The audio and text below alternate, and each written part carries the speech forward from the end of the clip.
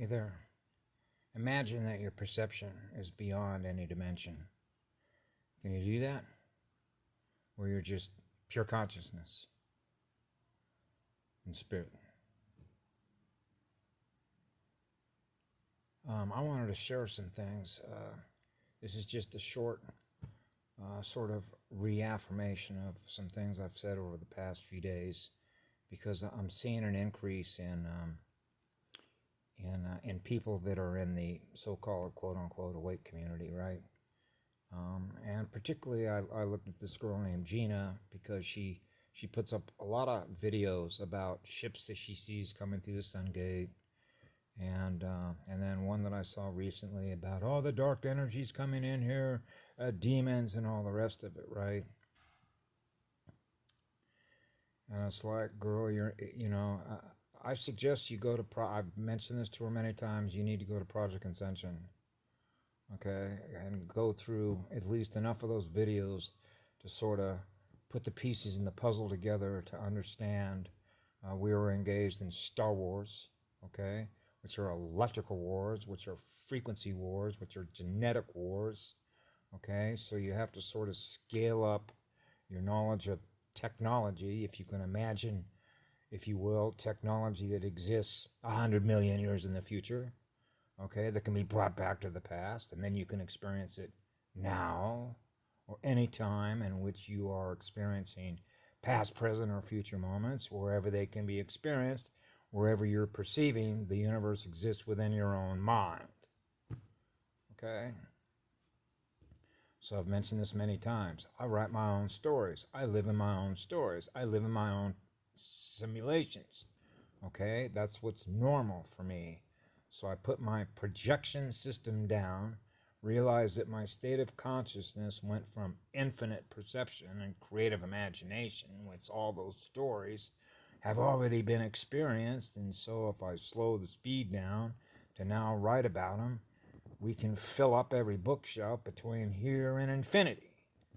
So if you can perceive how that works, then you're with that kind of infinite imagination, because the amount of energy that you're using to do that with is infinite. So that means we don't live in any fear. It's quite the opposite of that. So to share what it was like when I was a child, it would be somewhat similar, if I could explain this metaphorically in terms that the human population could understand it.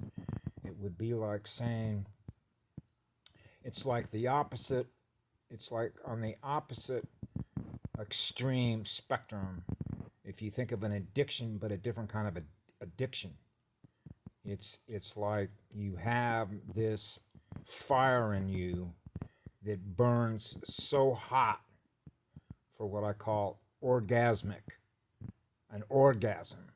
But the orgasm is so huge because you know that the orgasm that you have is for goddess creation energy.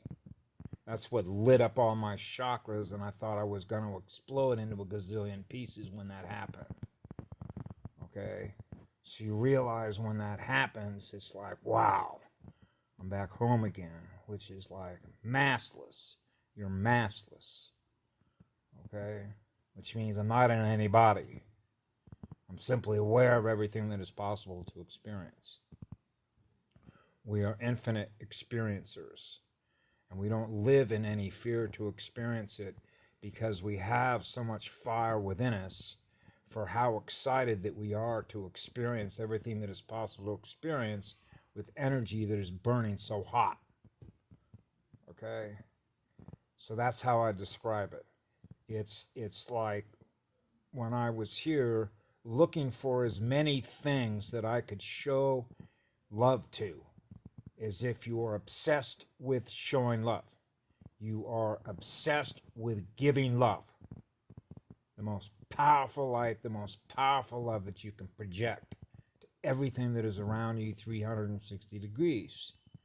So it's like if I don't have something in my life that I'm close to, that I'm giving total unconditional love to, then I'm sad. It's not really sad, but it's like being driven by doing that. So I realized that I always had a goddess that lives in my heart, which is Gaia, that I can always love. So I'm writing in those journals how deep that love goes, because that's how I perceive through my heart, through her heart, how deep that love goes. Okay? So you can imagine what it's like for me, okay? When I'm experiencing a lot of people, particularly when you put it in the context of super soldier talk, if you've ever gone there, Jessica, I believe her name is Mariel, or I forget, she's got a last name that's difficult to pronounce. Jessica, Mariel, I forget. I just can't pronounce it.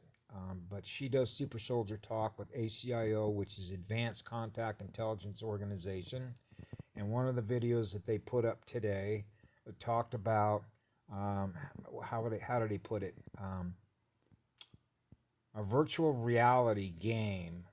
Okay, so understand this guy is in advanced intelligence. Okay, so he's very well informed of everything that happened down here with pocket realities, energy that's been redirected, fragmented memories that have been inserted in other people's states of consciousness or DNA, right? Your own record. It's one of the reasons why when that event happened to me, when I burned through all my chakras and I realized that I wrote my own timeline, and I realized that when I was putting it into the record, I distinctly remembered an affirmation that I had, that it was encrypted in such a way that it can't be broken into, as if I already know that they have the ability to do that. Okay? So when you go over to Super Soldier Talk, you begin to realize how you already acknowledge what it is the dark is capable of doing. Okay? So you have to sort of scale up what is possible, that some of these demons, as a result of some of the things I shared when I was a child, going through my father's manual and then realizing by reading newspapers that you essentially have, if you will, beings who have acquired an enormous amount of scientific knowledge, but their spiritual growth, their light spirit body, their Merkaba, okay, like the size of a goddess, the size of a sun, something bigger than that, okay, is not developed, in which they're using their energy in service to the cosmos. They don't do that with the knowledge that they obtain. They use the knowledge that they have in order to control others. Okay? That's a psychopath. Okay? So you realize, and I realized as a child, that we have beings who have access and use very high tech, Star Wars level tech. So imagine that you have Star Wars level tech in the hands of a psychopath. That's what we're dealing with.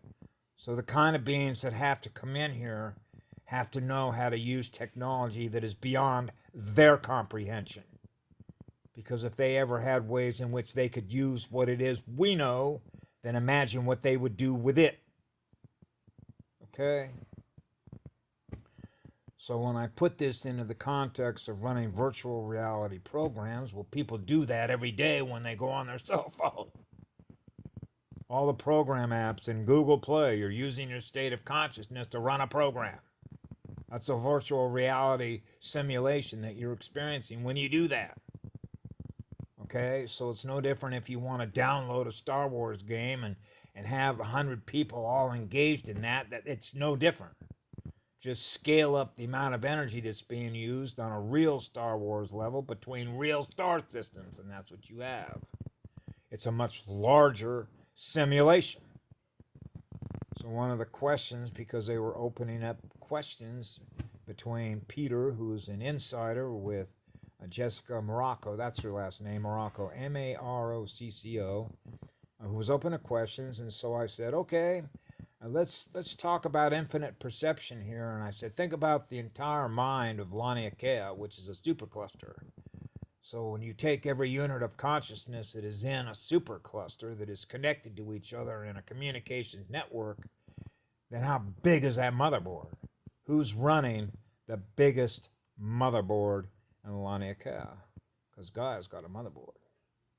So that was the question. Who is running the biggest motherboard in Laniakea? I'm interested to see what the answer is with that. So, what I wanted to sort of just say in closing on this, which I think is really important, is that because of all the different beings that I know that are from here, that are here from all over the cosmos, if you will, and I got the chart that Patty gave me that broke down the morphology. That I think it is somewhere in the neighborhood of 25 to 30% are humans or Homo sapiens sapiens. You have you have hybrids, 5 different versions of those. You have androids, cyborgs, soulless clones. Okay, so I realized that when I was pretty young that there were a lot of different beings. I knew there were a lot of robots. So when you sort of advance the technology, what I call a drone operator is, can somebody sit with a joystick, okay, who's went through a CIA MK Ultra Monarch program or any one of their programs in which they know how to put information into your unconscious memory, which means you're running a program. So they got somebody with a joystick that's running the program, which essentially means it's controlling the android. Okay, you have that here. And I know that because I've had them come after me, okay? And demonstrated that and showed them that actually taking place in front of about 50 people, okay? There's several of them in here where I'm at, in this place.